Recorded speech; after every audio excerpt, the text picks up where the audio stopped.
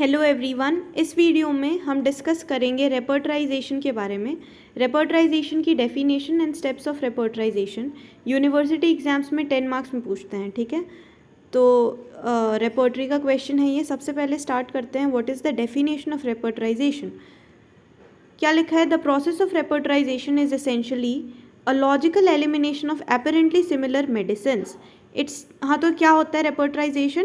Logically elimination of apparently similar medicines. ठीक है, logically हम क्या करते हैं? एलिमिनेट करते हैं एपरेंटली सिमिलर मेडिसिन्स में से। ठीक है, the process of repertorization is essentially a logical elimination of apparently similar medicines. It starts with a broad choice and gradually narrow down the field which provide us with adequate and small group of medicines फिर रह जाती हैं। ठीक है, it starts with a broad choice and gradually narrow down the field which provide us with small group of medicines so that the final selection of the simillimum is made easier। क्यों करते हैं? So that the final selection of the simillimum is made easier with the help of further reference to materia medica if needed और acquired. तो ये normal सी definition हो गई रेपर्टराइजेशन की। क्या है repertorization? The process of repertorization is essentially logical elimination of apparently similar medicine. It starts with a broad choice and gradually narrow down the field which provides us with small group of medicines so that the final selection of the simillimum is made easier with the help of further reference to materia medica if required। ये definition लिखने के बाद question है steps of रेपर्टराइजेशन। तो रेपर्टराइजेशन की क्या क्या steps होते हैं? तो यहाँ पे पहले लिखा है कि repertorization is not only a mechanical process of counting rubrics and totalling marks obtain by a medicine. Repertorization सिर्फ और सिर्फ एक मैकेनिकल प्रोसेस नहीं है, सिर्फ और सिर्फ एक mechanical process of counting rubrics and totalling the marks ये सब नहीं है। ठीक है, ये चीज़ लिखी यहाँ पे। Repertorization is not only a mechanical process of counting rubrics and totaling marks obtained by a medicine. It follows specific steps to find out simillimum for the case। तो क्या क्या steps हैं? टोटल 8 steps हैं। क्या steps हैं? Steps of repertorization 8 steps हैं। Case taking करते हैं सबसे पहले। First step is case taking. उसके बाद recording and interpretation. Number 1 is case taking. फिर उसके बाद क्या है? Recording and interpretation. Next classification and evaluation of symptom. Classification and evaluation of symptom, analysis भी कहते हैं। Number 4 defining the problem. Number 5 erecting the totality, synthesis. Number 6 selection of repertory. Number 7 repertorial result. Number 8 analysis of repertorial result and prescription. तो इतनी steps हैं। ठीक है, तो पहले तो ये 8 स्टेप्स एज इट इज़ लिख के आना पड़ेगा। तो सबसे पहले केस टेकिंग होता है, उसके बाद रिकॉर्डिंग एंड इंटरप्रिटेशन, उसके बाद classification and evaluation of symptoms, फिर number 4 5 defining the problem, erecting a totality. ठीक है, उसके बाद 6 7 में क्या है? Selection of repertory and repertorial result. और लास्ट क्या हो गया? Analysis of the repertorial result and prescription. ठीक है, तो ये 8 स्टेप्स हैं। तो सबसे फर्स्ट स्टेप है केस टेकिंग। अब इन सबको 2 लाइन में लिखना पड़ेगा। केस टेकिंग क्या होता है? एक आर्टिस्टिक प्रोसेस है। Case taking is an artistic process of ascertaining, understanding and recording the complain of the patient in such a way so that totality is form, totality of symptom is form. तो case taking क्या होता है? एक artistic process है। Artistic process of ascertaining, understanding and recording the complaint of patient in such a way so that the totality of symptom is formed. Case taking is the first step of repertorization and outcome of treatment entirely depend on the proper case taking। पूरा का पूरा treatment जो है ये इसी पे depend करता है। ठीक है, case taking पे। It is a stepping stone for repertorization। Homeopathic pioneer said a well taken case is half cured। Okay, तो ये केस टेकिंग के बारे में इतनी चीज़ें लिखनी है। सबसे पहले केस टेकिंग क्या? एक आर्टिस्टिक प्रोसेस है। किस चीज़ का? Of ascertaining, understanding and recording of the complain of the patient in such a way that the totality of symptom is formed and it is the first step of repertorization. Outcome of treatment पूरा का पूरा इसी पे depend करता है। ठीक है, a well case taken is half cured.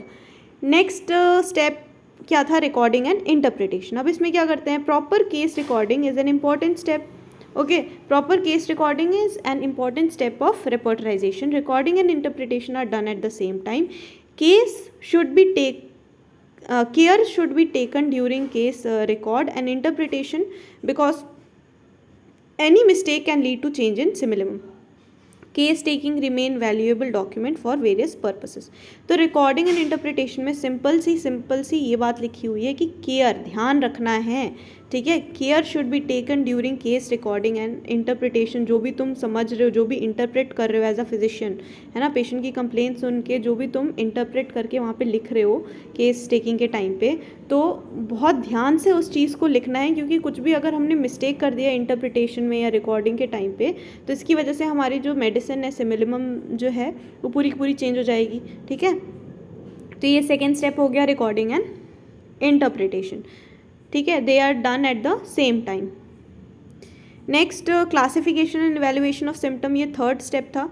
इसमें क्या होता है, classification and evaluation of symptoms comes after case recording. Classification of symptom, it is important part of analysis. All symptoms they are classified as general symptom, particular symptom, ठीक है।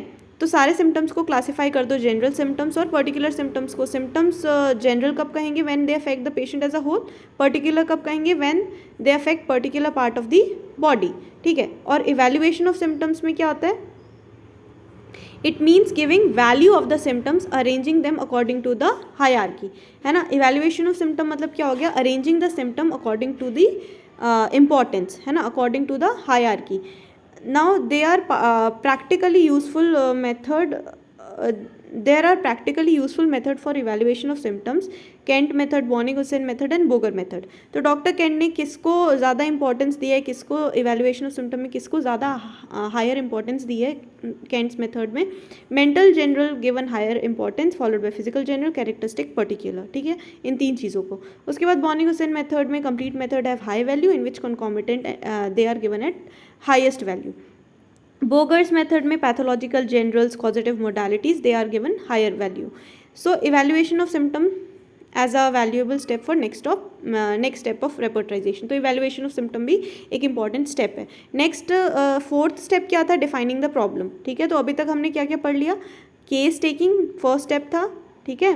क्या क्या पढ़ लिया, केस टेकिंग फर्स्ट स्टेप था, recording and interpretation, care should be taken वाली चीज़, ठीक है, and classification and evaluation of symptom, इतना पढ़ लिया। अब फोर्थ स्टेप पे आ गए हैं हम, डिफाइनिंग द प्रॉब्लम, ठीक है। तो defining the problem means, it means define the individual who is facing a problem. Defining the problem का मतलब क्या होता है, define the individual who is facing a problem, okay. So defining the problem include the study of predisposition, diathesis and disease of the patient. This study help to diagnose the patient as a whole, anamnesis, ठीक है। तो defining the problem का मतलब हमें क्या पता होना चाहिए, we are defining the individual who is facing a problem.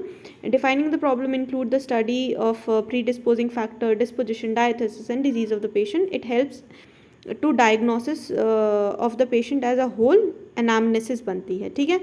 उसके बाद next step is erecting a totality. Erecting a totality मतलब totality is not just the sum total of the symptom, but it is a process of arrangement of symptom in such a way so that the portrait of disease is formed, ठीक है, portrait of a disease person is formed, ठीक है। तो totality, erecting अ totality में हमें क्या important लिखना है, इरेक्टिंग अ टोटालिटी को हम सिंथेसिस ऑफ केस भी बोलते हैं। Erecting a totality is not just the sum total of symptom, but it is a process of arrangement of symptoms so that the portrait of the disease person is formed, ठीक है। totality should be erected according to facts collected in the case taking से जो भी facts हैं उसी के basis पे totality बननी चाहिए, and there is no any deviation rule for to erect the totality, ठीक है। कोई ऐसा hard and fast rule नहीं है, selection तो physician को अपने हिसाब से बेस्ट टोटालिटी बनानी चाहिए है, ठीक है, according to the case taking. Next क्या है, selection of repertory. Next step क्या है, सिक्स्थ हो गया अपना सिलेक्शन ऑफ रेपर्टरी और सेवेंथ है रेपर्टोरियल रिजल्ट, ठीक है। तो 4 और 5 में हमने पढ़ा defining a problem and erecting a totality. अब सिक्स्थ क्या है, सिलेक्शन ऑफ रेपर्टरी। तो सिलेक्शन ऑफ रेपर्टरी में क्या है, selection of repertory is based on which type of totality formed. तो जो भी हमारी टोटालिटी बनी है उस हिसाब से हम रेपर्टरी सेलेक्ट करेंगे, सिंपल सी बात है। अगर हमें general, mental general, physical general ज़्यादा अवेलेबल देखने को मिल रहा है, केस टेकिंग में प्रोमिनेंट सिम्टम्स ज़्यादा वो देखने को मिल रहा है तो हम केंट रेपर्टरी चूज़ करेंगे। पर्टिकुलर सिम्टम्स देखने को मिल रहे हैं तो Bonny-Husain रेपर्टरी सेलेक्ट करेंगे कॉन्कॉमिटेंट वाला, है ना, अगर कंप्लीट सिम्टम देखने को मिल रहा है। और पैथोलॉजिकल जनरल्स अगर ज़्यादा हैं केस टेकिंग के अंदर तो बोगर्स रेपर्टरी को यूज़ करेंगे, ठीक है। तो टोटालिटी ऑफ सिम्टम्स में अगर ये सिम्टम्स प्रीडोमिनेंट है तो हम उस टाइप की पर्टिकुलर रेपर्टरी चूज़ करते हैं। तो ये है सिलेक्शन ऑफ रेपर्टरी। उसके बाद क्या लिखा है यहाँ पे, once the repertory selected, oh God, ठीक है। तो once the repertory selected, after that rearranging totality according to repertory selected and available totality is known as repertorial totality. तो बहुत इंपॉर्टेंट लाइन क्या लिख दी है कि जब तुमने रेपर्टरी सेलेक्ट कर दी, ठीक है, after that we have to rearrange the totality according to the repertory. अब अगर तुमने कैंट रेपर्टरी सेलेक्ट की है, क्योंकि टोटलिटी ऑफ सिम्टम्स में मेंटल जनरल्स ज़्यादा थे, फिजिकल जनरल्स ज़्यादा थे, कैरेक्टरिस्टिक पर्टिकुलर्स ज़्यादा थे, तो तुमने कैंट रेपर्टरी सेलेक्ट की।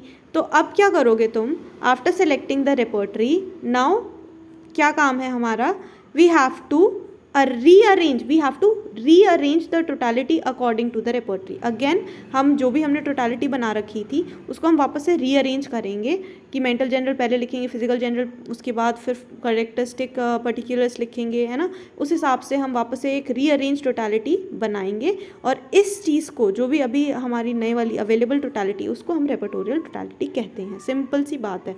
Then convert the symptoms into repertorial language में कन्वर्ट करो, रूब्रिक्स बोलते हैं उसको। Rubrics should be arrange according to hierarchy and page number also.